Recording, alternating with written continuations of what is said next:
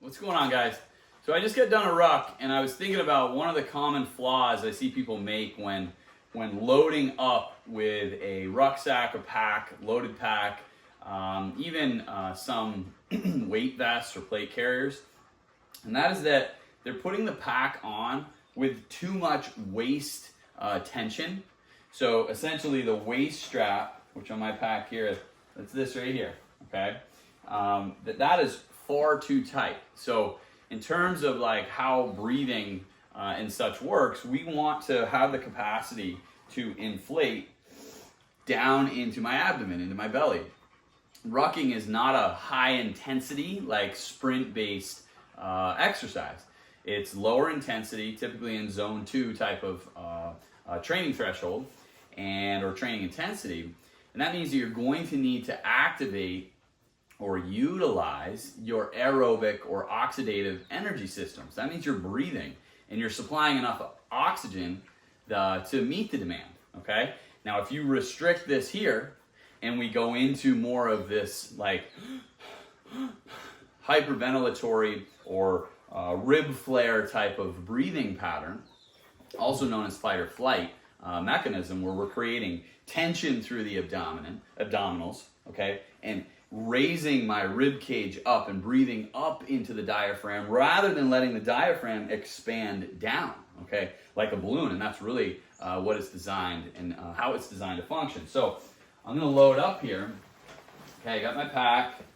And guys, if you have access to a place to set your pack up and get into it the way I am now, don't try to be a freaking He-Man or She-Man, woman, whatever the heck you are or want to be.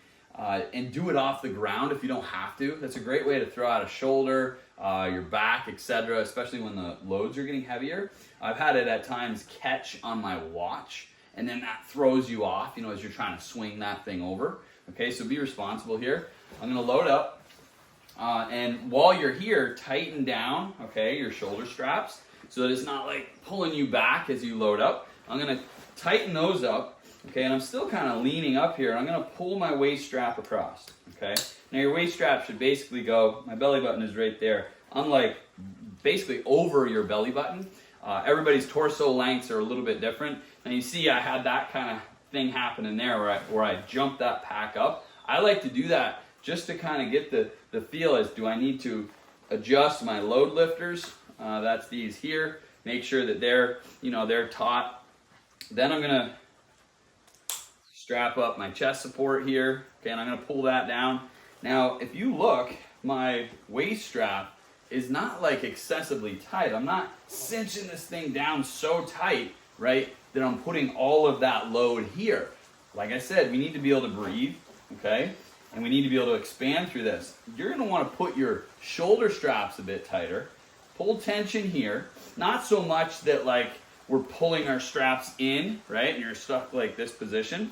Okay, I'm carrying that load on my shoulders with a more vertical pull, not a back, and that's where your load lifters come in. Your pack shouldn't be leaning you back into this position here, and it should allow you to breathe. So if you watch, I can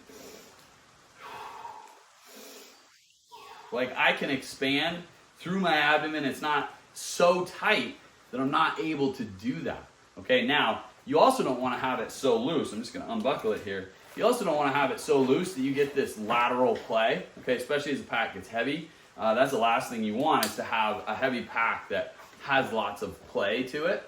Okay, but you also don't want to be so restricted through the belly and through the waist strap that, again, you're not able to get adequate or efficient gas exchange or just breath.